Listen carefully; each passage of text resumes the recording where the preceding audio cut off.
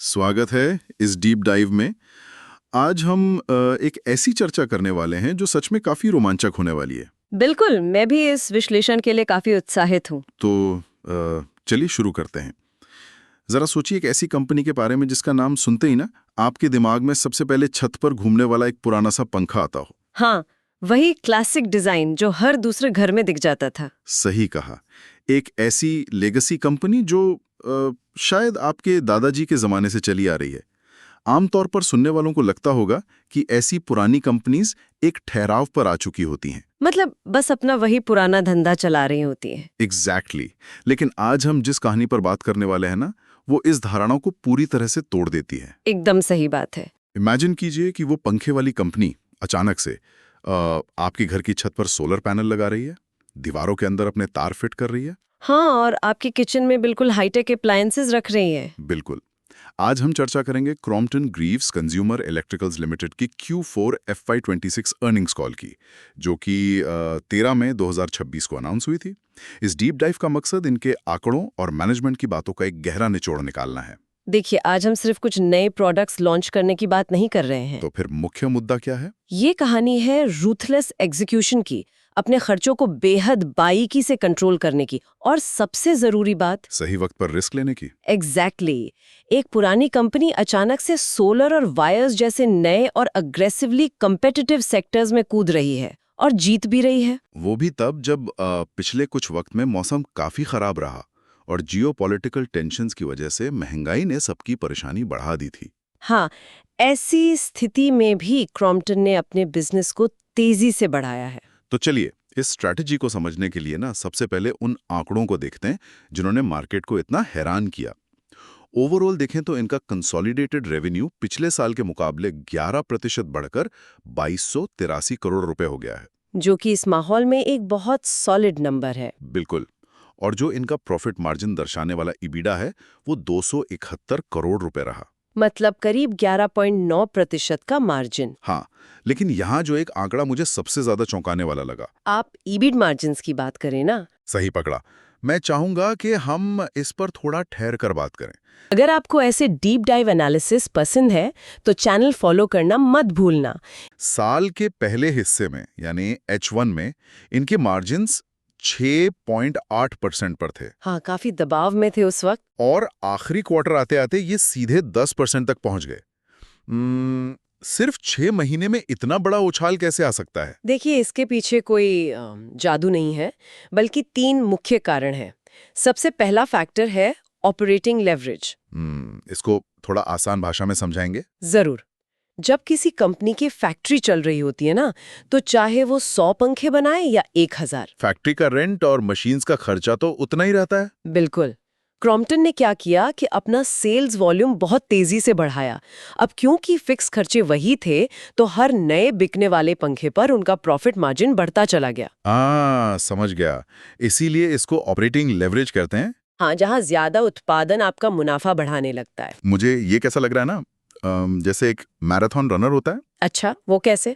मतलब शुरू में वो थोड़ा धीमा दौड़ता है, अपनी एनर्जी बचाता है, पर आखिरी राउंड्स में ना अपनी पूरी ताकत लगा के स्पीड बढ़ा लेता है। क्रॉम्पटन ने भी साल के आखिरी क्वार्टर में कुछ ऐसी ही जबरदस्त वापसी की है। ये बहुत ही बढ़िया उदाहरण है। और दूसरा कारण था प्रीमियमाइजेशन। मतलब महंगे प्रोडक्ट्स बेचना। सही कहा। मैनेजमेंट ने डिसाइड किया कि वो सिर्फ बेसिक और सस्ते प्रोडक्ट्स पर निर्भर नहीं रहेंगे। उन्होंने जानबूझकर मार्केट में बेहतर क्वालिटी के प्रीमियम प्रोडक्ट्स पुश किए, जिन पर उन्हें ज्यादा बचत होती है। और तीसरा कारण क्या था? तीसरा और सबसे बोल्ड कदम था प्राइसिंग एक्शंस। यानी दाम बढ़ाना। एग्जैक्टली। उन्होंने महंगाई का बोझ पूरी तरह अपने ऊपर नहीं लिया, बल्कि सही समय पर अपने प्रोडक्ट्स की कीमतें बढ़ा दी। पर एक बात बताइए, जब मार्केट में डिमांड पहले से ही ठंडी हो, लोग पैसा खर्च करने से बच रहे हो, तो ऐसे में दाम बढ़ाना एक बहुत बड़ा रिस्क नहीं था? रिस्क तो था। तो उनकी सेल्स क्यों नहीं गिरी? यहाँ क्रॉम्पटन के ब्रांड की ताकत काम आई। जो जरूरत की चीजें हैं, जैसे गर्मी में पंखा या कूलर, लोग उसको खरीदना कंप्लीटली बंद नहीं कर सकते। हाँ, बस थोड़ा टाल सकते हैं। सही कहा। क्रॉम्पटन ने उस जरूरत और अपने भरोसेमंद नाम का फायदा उठाया। ये सच में कमाल की स्ट्रैटेजी है। चलिए अब इन आंकड़ों से थोड़ा आगे बढ़ते हैं और ये देखते हैं कि एक्चुअल ग्राउंड पर अलग अलग बिजनेस यूनिट्स ने कैसा परफॉर्म किया है। हाँ, नेक्स्ट किस कंपनी का ब्रेकडाउन देखना चाहते हो कमेंट में बताओ। आपका सजेशन नेक्स्ट वीडियो बन सकता है, कमेंट जरूर करना। वहाँ एक अलग ही कहानी नजर आती है। खास करके उनके इलेक्ट्रिकल कंज्यूमर ड्यूरेबल्स और किचन अप्लायंसेस में मुझे लगता था कि ये सेगमेंट काफी सैचुरेटेड होगा, पर उनका जो स्मॉल डोमेस्टिक अप्लायंसेस का हिस्सा है, जिसे हम SDA कहते हैं, हाँ SDA, वो लगभग 30% की दर से बढ़ रहा है। 30%। ये बहुत ही शानदार ग्रोथ है। और हमारे सुनने वालों को बता दूं कि ये देश का सबसे तेजी से बढ़ने वाला किचन अप्लायंस बिजनेस बन चुका है। इन्होंने अचानक अपने मिक्सेस में ऐसा क्या डाल दिया? यहाँ सबसे हैरान करने वाली बात यह है कि उन्होंने अपना फोकस सिर्फ मिक्सर्स और ग्राइंडर्स तक सीमित नहीं रखा। तो और क्या लॉन्च किया उन्होंने? अगर 30% की ग्रोथ चाहिए तो आपको लोगों की बदलती हुई आदत को समझना होगा। क्रॉम्पटन ने मार्केट में इंफ्रारेड कुकटॉप्स, एयर फ्रायर्स और high and cold press juicers उतारे। ओह, मतलब पूरी तरह से मॉडर्न किचन को टारगेट किया। बिल्कुल। आजकल लोग हेल्थ कॉन्शियस है ना, तो एयर फ्रायर्स की डिमांड आसमान छू रही है। और जब आप एक साथ इतने सारे नए और प्रीमियम प्रोडक्ट्स लाते हैं और उन्हें अपने पहले से मौजूद इतने बड़े नेटवर्क पर बेचते हैं, तो कंज्यूमर को हर जगह आपका ये ब्रांड दिखता है। सही बात है। और अगर मैं उनके सबसे मुख्य प्रोडक्ट यानी पंखों की बात करूं, वहां भी मार्च 2026 में उन्होंने रिकॉर्ड वॉल्यूम बिक्री दर्ज की है। हाँ, और इसमें उनका BLDC फैंस का पोर्टफोलियो बहुत तेजी से आगे बढ़ा है। मैं थोड़ा कॉन्टेक्स्ट दे दूं, BLDC वो पंखे होते हैं जो आम पंखों के मुकाबले आधी या उससे भी कम बिजली खाते हैं। इनकी सेल भी 30% से ज्यादा बढ़ रही है। उन्होंने NITO, ग्रेस और एलिवेट जैसे पूरे नए मॉडल्स निकाल दिए। पर मुझे एक चीज समझ नहीं आई, मार्केट में तो अभी सरकार के नए एनर्जी रूल्स आए थे ना? आप BEE 2.0 नॉर्म्स की बात कर रहे हैं? हाँ एग्जैक्टली, उसका असर नहीं पड़ा इन पर। देखिए, नए रूल्स का मतलब था कि हर कंपनी को अपने पंखों की एनर्जी रेटिंग इंप्रूव करनी थी। बहुत सी कंपनीज के लिए ये एक हेडेक था। क्योंकि उन्हें अपनी मैन्युफैक्चरिंग लाइन बदलनी पड़ रही थी। सही। पर क्रॉम्पटन ने इस रेगुलेटरी चेंज को एक रुकावट नहीं बल्कि एक मौका बनाया। उन्होंने ट्रांजिशन स्मूथली पूरा किया और BLDC फैंस को एक प्रीमियम लाइफस्टाइल प्रोडक्ट की तरह मार्केट कर दिया, जिसमें कस्टमर शुरू में भले ही थोड़े ज्यादा पैसे देता है, पर उसको पता है कि आगे बिजली का बिल कम आएगा। बिल्कुल। ये तो हुई पंखों की बात, पर अगर मैं उनके एग्रीकल्चरल पंप्स की तरफ देखूं ना, तो मुझे थोड़ी हैरानी होती है। हैरानी क्यों? क्योंकि पिछले कुछ वक्त में बारिश का पैटर्न बहुत खराब रहा, खेती बाड़ी पर असर पड़ा, फिर भी इन्होंने अपने पंप सेगमेंट में लगभग 13 से 19% के बीच ग्रोथ दिखाई है। ये थोड़ा अजीब नहीं लगता? लगता तो है, पर इसके पीछे इनकी सॉलिड एग्जीक्यूशन है। देखिए, जब इंडस्ट्री की डिमांड ठंडी होती है ना, तब सिर्फ वही खिलाड़ी जीतता है जो दूसरों का हिस्सा छीन रहा हो। सही जवाब। मौसम खराब था, इंडस्ट्री ओवरऑल रुकी हुई थी, फिर भी उन्होंने नए डीलर्स बनाए और अपनी मार्केट रीच बढ़ाई। वैसे उन्होंने लार्ज डोमेस्टिक अप्लायंसेस जैसे वाटर हीटर्स में भी डबल डिजिट ग्रोथ निकाली है और जनरल ट्रेड में वो अब देश के नंबर 2 खिलाड़ी बन गए हैं। एयर कूलर्स का भी जो बचा हुआ स्टॉक था वो क्लियर हो गया है। ये दिखाता है कि ग्राउंड लेवल पर डिमांड काफी ठीक है। ये सब तो ठीक है, पर अब मैं आना चाहता हूं एक ऐसे सेगमेंट पर जो पिछले काफी सालों से इनकी सबसे बड़ी परेशानी रहा है। अगर अब तक का एनालिसिस यूजफुल लग रहा है तो एक क्विक लाइक कर देना, या फिर अगर आपको ये ब्रेकडाउन हेल्पफुल लग रहा है तो कमेंट में बताना। आप लाइटिंग की बात कर रहे हैं। हाँ, सच कहूं तो जब भी लाइटिंग डिवीजन की बात होती थी, हमेशा मार्जिन्स गिरने और प्राइस वॉर्स को लेकर ही रोना होता था। बिल्कुल। पर इस क्वार्टर में लाइटिंग में 14% की ग्रोथ आई है। अगर हम कोविड वाले टाइम को हटा दें तो ये पिछले 6 साल में इनकी सबसे बेहतरीन ग्रोथ है। अचानक ऐसा क्या बदल गया यहाँ? यहाँ की कहानी सच में बहुत हैरान तंगेज है। इन्होंने बाकी कंपनीज की तरह से दाम कम करके compete करने की कोशिश नहीं की, बल्कि पूरा धंधा ही अंदर से बदल दिया। मतलब धंधा ही रीस्ट्रक्चर कर दिया। हाँ, अगर आप उनके B2B हिस्से को देखें तो पहले इनके पास बहुत सारे सरकारी कॉन्ट्रैक्ट्स होते थे, जिसमें वॉल्यूम तो था पर मुनाफा ना के बराबर था। तो उन्होंने क्या किया? उन्होंने एक सख्त फैसला लिया और सरकारी कॉन्ट्रैक्ट्स का हिस्सा सीधे 500 बेसिस पॉइंट्स तक कम कर दिया। वाओ, यानी मार्जिन गिराने वाले बिजनेस को ही छोड़ दिया। एग्जैक्टली। और अपना ध्यान हायर मार्जिन वाले इंडोर कमर्शियल प्रोजेक्ट्स पर लगाया। पर रिटेल मार्केट का क्या? वहां तो सस्ते चाइनीज बल्ब बहुत कंपटीशन देते हैं ना? वहां B2C में उन्होंने सस्ते पुराने बल्ब्स को छोड़कर पैनल्स और फ्लड लाइट्स जैसे प्रीमियम प्रोडक्ट्स पर फोकस किया। लेकिन सिर्फ प्रोडक्ट्स बदलने से तो प्रॉफिट नहीं आता ना, खर्चों का क्या? उसके लिए उन्होंने अपनी बड़ौदा और बड़ौदा की पुरानी फैक्ट्रीज में एम्प्लॉयज को VRS दिया, यानी वॉलंटरी रिटायरमेंट पैकेज। अच्छा, तो फैक्ट्री रीस्ट्रक्चर करके खर्चे ड्रास्टिकली कम कर दिए। अब जो मार्जिन बच रहा है उसको ब्रांड बिल्डिंग में लगा रहे हैं। सही पकड़ा आपने। कमाल है। चलिए अब बटरफ्लाई के बारे में बात करते हैं, जो इनकी सब्सिडरी कंपनी है। इनका रेवेन्यू 17% बढ़ा है और प्रॉफिट में भी मजबूत डबल डिजिट ग्रोथ आई है। और साउथ इंडिया में तो गैस स्टोर्स में इनकी लीडरशिप अभी भी बरकरार पर है। यहाँ एक आंकड़ा है जिसने काफी लोगों को डराया। एक काफी बड़ा इम्पेयरमेंट चार्ज लिया गया है बटरफ्लाई के अकाउंट्स में। क्या इसकी वजह से आगे चलकर बटरफ्लाई और क्रॉम्पटन के मर्जर में कोई परेशानी आएगी? मुझे इसको स्पष्ट करने दीजिए। मैनेजमेंट ने ये बहुत क्लियर किया है कि ये इम्पेयरमेंट चार्ज सिर्फ और सिर्फ एक अकाउंटिंग प्रक्रिया है। इसे एसेट टेस्ट कहते हैं। मतलब इसका एक्चुअल पैसों से कोई लेना देना नहीं है? बिल्कुल नहीं। इस चार्ज की वजह से कंपनी के बैंक अकाउंट से 1 रुपया भी कम नहीं हुआ है। इसका कैश फ्लो या टैक्स देने पर कोई असर नहीं पड़ता। तो मर्जर का प्रोसेस? वो पूरी तरह सुरक्षित है। ये अकाउंटिंग चार्ज किसी भी तरह मर्जर प्लान को प्रभावित नहीं करेगा।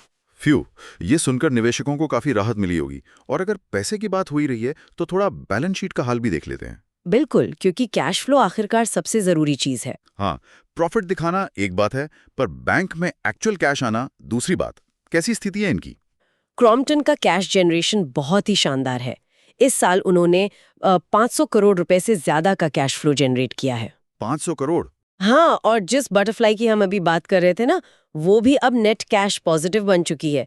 उसके पास लगभग 170 करोड़ रुपए का कैश मौजूद है। ये तो सच में आर्थिक रूप से काफी मजबूत स्थिति है। लेकिन आजकल मार्केट में एक बड़ा डर रहता है। कैसा डर? वही दुकानदारों और डिस्ट्रीब्यूटर्स के पास पैसा फंसने का। क्या इनको पैसे मिलने में कोई दबाव या परेशानी दिख रही है? नहीं, रिसीवेबल्स बिल्कुल हेल्दी हैं। ट्रेडिशनल दुकानदार हों या लाइटिंग के कॉन्ट्रैक्टर्स, पेमेंट साइकिल बिल्कुल स्मूथ चल रहा है। यानी आर्थिक पहिया बिल्कुल बिना रुके घूम रहा है। एग्जैक्टली। और किसी भी कंपनी के लिए, खासकर जो नए बिजनेसेस में उतर रही हो, ये बहुत बढ़िया संकेत है। नए बिजनेसेस से मुझे याद आया, इनकी आगे की योजना क्या है? मैनेजमेंट का टोन कैसा था भविष्य को लेकर? उनका टोन काफी कॉन्फिडेंट और स्टेडफास्ट था। हाँ, मैंने भी नोटिस किया कि वो परेशानियों से घबराए हुए नहीं थे, बल्कि नए रास्ते तलाश रहे थे। सही कहा। और यहाँ से कहानी सच में काफी दिलचस्प हो जाती है। तो चलिए इनके नए ग्रोथ ड्राइवर्स की बात करते हैं। सबसे पहले इनका सोलर बिजनेस। सुनने वालों को बता दूं कि कुछ ही साल पहले इनका सोलर वाटर पंप्स का बिजनेस मुश्किल से 20 करोड़ का हुआ करता था। और वहां से बढ़कर वो 200 करोड़ का हुआ। पर असली धमाका अब हुआ है। उन्होंने अपने सोलर रूफटॉप बिजनेस में लगभग 500 करोड़ रुपए का ऑर्डर बुक हासिल किया है। ये कोई छोटी बात नहीं है। आंध्र प्रदेश और तेलंगाना में उन्हें 38,000 यूनिट्स लगाने का ऑर्डर मिला है। और जिसमें से 5,000 घरों में तो इंस्टॉलेशन हो भी चुका है।